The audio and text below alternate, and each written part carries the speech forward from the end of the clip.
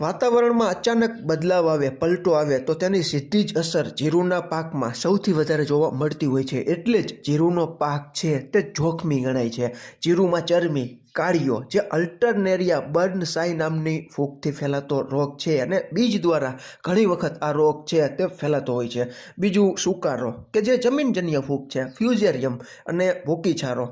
આ ત્રણ ફૂગના મેન રોગ જીરુંના પાકમાં વધતા ઓછા પ્રમાણમાં ઘણું બધું નુકસાન છે તે કરી નાખતા હોય છે અને ખેડૂત મિત્રોને ઘણી વખત આવા રોગો લાગુ પડી ગયા હોય તો ઘણી બધી ખોટ છે તે જીરુંના પાકમાં ભોગવવી પડતી હોય છે.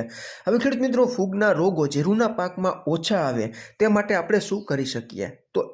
તો કે કિયારા છે તે સાવ નાના રાખવા. બીજું કે નાઇટ્રોજન ખાતર છે તે ઓછું વાપરવું. ત્રીજું, છાણિયા ખાતરનો વપરાશ વધારવો. ચોથું, ઘાટું વાવેતર કરવાનું બિલકુલ ટાળવું. ઘાટું વાવેતર ક્યારેય ન કરવું. અને પાંચમું, કિયારાની પાછળ પાણી ભરાઈ ન રહીએ તેની ખાસ કાળજી રાખવી. આ 5 કારણોને ખેડૂત મિત્રો તમે ધ્યાનમાં રાખો તો તમને જીરુંના પાકમાં ફૂગના રોગોમાં ઘણી બધી રાહત જોવા મળે. અને જે ફૂગનાશકોના છંટકાવ તમે કરો છો તેમાં 8, 10 કે 12 દિવસના અંતરે એકાદ વખત મેન્કોજેબ જે કોન્ટેક્ટ પ્રકારનું ફૂગનાશક છે, મેન્કોજેબ 75% છૂટું પણ મળે છે, જે સિંગલ આવે છે. અને ઘણી વખત અનેક સિસ્ટેમિક પ્રકારની જે ફૂગનાશક આવે છે તેમાં મેન્કોજેબનું મિશ્રણ છે તે આવે છે. મેટાલેક્ઝિલમાં આવે છે, કાર્બેન્ડાઝિમમાં આવે છે, સાઇમોક્ઝાનિલમાં આવે છે. તો જેમાં મેન્કોજેબ આવતું હોય તેનો વપરાશ છે તે જીરુંના પાકમાં ફૂગની કઈ પરિસ્થિતિ ચાલી રહી છે તેને ધ્યાનમાં રાખીને પસંદ કરીને વ્યવસ્થિત છંટકાવ કરતા રહ્યો તો ખૂબ સારામાં સારો ફાયદો મળે. ખેડૂત મિત્રો, શક્ય હોય તો એકાદ વખત મેટાલેક્ઝિલ જે 8% અને મેન્કોજેબ 64% આવે છે તો તમે પિયત સાથે જવા દો તો પણ ખૂબ સારામાં સારો ફાયદો મળે.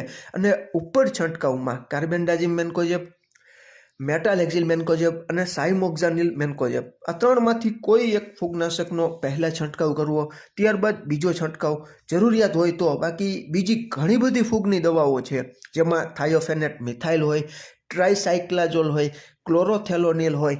આવા જે જૂના છે ફૂગનાશક કન્ટેન્ટ ધરાવતા, તેના ખૂબ સારા રિઝલ્ટ જીરુંના પાકમાં ઘણા બધા ખેડૂત મિત્રો મેળવે છે. તો તેનો પણ તમે છંટકાવ ચાલુ રાખો તો ખૂબ સારામાં સારું ફૂગનું નિયંત્રણ જીરુંમાં તમે કરી શકો. હવે ખેડૂત મિત્રો, સાઇમોક્ઝાનિલ 8% અને મેન્કોજેબ 64% જે કોન્ટેક્ટ અને સિસ્ટેમિક પ્રકારનું ફૂગનાશક આવે છે તેનો છંટકાવ તમે કરી દીધો હોય ત્યારબાદ 24 કલાક પિયત પાણી નહીં આપવાનું, જેથી કરીને ખૂબ સારામાં સારું રિઝલ્ટ તમને મળે.